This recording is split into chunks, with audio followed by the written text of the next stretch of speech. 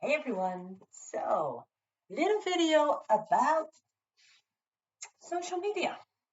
Yes. Now I'm about to repeat some things I've said in other videos as I'm doing this one, but well, just deal with it because it's important enough, I think. Actually, hold on. Let me just put this down a little bit. There we go. Doesn't make that much difference, but it feels more comfortable. So, social media. I like it. I do. It has a lot of good sides. Getting in touch with people that you don't usually get in touch with. It is an easy way to stay connected. I love it for that. I love it for the way it allows us to express ourselves. And, you know, as that goes, fine. I'm as addicted to it as most people are at this point, right? But there is such a major, major shadow side to social media. And I think we all know it. We all choose to ignore it. So I'm just going to talk about it. And this is going to be messy because there are so many little things, and I bet I'm going to forget half of it because I just did this spur of the moment without really thinking it through. So this is really just you getting a little insight in my mind again and in what keeps me busy. So yeah, I'm not going to be politically correct. I'm not going to be fair. I'm not going to really watch my words on this one. So you know, you may have a problem with this video. Not gonna lie, just the way it's gonna be. Or maybe just by me being me, I can figure out a way to make this okay for everyone, but no guarantees there. So, first of all, I think most of you have seen the thing on Netflix from a few years ago where we were basically told that social media profits of us. Right? We all know that, right? I don't know if we all know that, but if you don't, I heard that and I thought, damn, they are right.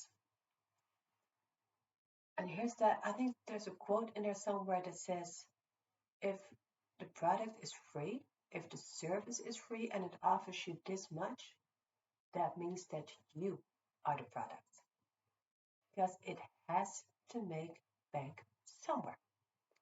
And if it's not from us paying them, then there's something going on that allows them to make money of us, which is why you have the specified commercials on there, which is why you only see the things you're interested in, which is why what I'm looking at is going to be something completely different from what you're looking at. Because every single moment that I am on there, it is gathering information about my preferences, my likes and dislikes. It even measures how long I look at something. It sees the clicks, it sees the things I'm interested in, and it's gonna show more of that. And it's gonna do it well because I am the product for that particular company. And I don't even know it. And here's the thing, no matter how aware I am of this, it is still happening 100% because you cannot outsmart all of that. There's no way. You would have to have like superhuman paying attention skills that are just out of this world and out of the realm of possibility, period. You will fall for that. So don't even think that you're not gonna. We do all the time. That is why advertisement works, because if it wouldn't work, it wouldn't have happened anymore. But clearly, we all bought shit, so apparently it worked. So we all get manipulated. And these platforms are stars at doing that. So, that's it's not a problem, but it is something to be aware of. So just want to get that out of there to begin with. And then now it's called Meta, right? Where several of these platforms are now one. That's not a mistake. That's not by accident. That is by design. If you type something on WhatsApp, a little later you are going to find an interest on that on Instagram or on Facebook. Guaranteed. Because on WhatsApp, you talk about all kinds of things. And on Facebook, you may be a little more careful, but since it's not related, it's gonna use the same information. So it's gonna profit off you even more. Face it. Again, it's no accident. It's made to be this way. And it's okay if you're aware of it and if you consciously choose that you will subject yourself to this, which I have because I'm still on that. So that's just something to know. Now, here's the other side of it. What I just said, that the things I'm interested in are the things that I'm being shown. That goes for people as well. Now, I don't know if you've noticed, but politically, things have been pretty divided. But when COVID happened, there was another great example of things getting divided, right? There are people who are 100% on opposite sides of when it comes to believing what's right. There are people who believe that COVID accidentally happened and that the whole world is trying to fix it and that the vaccinations are there to help and heal and make things better. Then there are people who believe that COVID was man made to reduce the population and that the vaccinations are another way to do that more effectively. There are people who land somewhere in the middle, obviously. There are people who would go from one side to the next depending on who they're hanging around with. There are people who just don't know. But me, if I'm on this side, I am not going to bump into a whole lot of people who are here because I have no idea how they got all that information that they got. So part of me is going to think it's ridiculous. And they're going to think the same thing about me. They're going to think that I am naive and that I'm falling for the big trap. And here's the thing, we all like to think that we're right, and we all like to surround ourselves with the people who agree with us. And social media really helps with that. It only shows us what we have already looked for. So it is not going to give us the same links, the same information that all those other people. It is only going to give us the information that would prove our already decided mind more right. And when you meet those people that have a completely other search history, a completely other reality, when you meet them on the street, interesting things can happen. If you are not aware of this happening and you meet these people, you can be very prejudiced on a level of stupidity, naivety, stubbornness. You know, you're going to get into arguments, not based on personality. They may be the kindest people in the world, and you may just get along just fine if you wouldn't have broached that particular subject. But because you did, you could now be sworn enemies for life after that one. Because people are so adamant on being right. Because they have lived in that world created by social media. It's a bubble. You are in a bubble where you are proven right every turn. And no one is there to give you another perspective. So, normal conversation, normal discussion, gathering information, being curious, even, is slowly going out the window. If you're not careful and if you're not aware of that, it is creating diversion. It is creating a rift in humans where it doesn't need to be, where it shouldn't be. And we're all feeding into it by not looking up other things. Every now and then, I think it's healthy to just clear out your browser history. Go, go on a like a VPN thing and just check out all different things and just see what pops up, just to have an idea of what else is out there, just to keep your mind refreshed, basically, to realize that you are being brainwashed bit by bit and you're not even noticing it. But by at least introducing yourself to some other aspects of it, you might still be able to have an open discussion. Or just be smart enough to realize what's happening and decide that maybe you don't know everything. And just be curious and ask questions to people with different beliefs, with different realities, with different bubbles. That is the smartest way to go.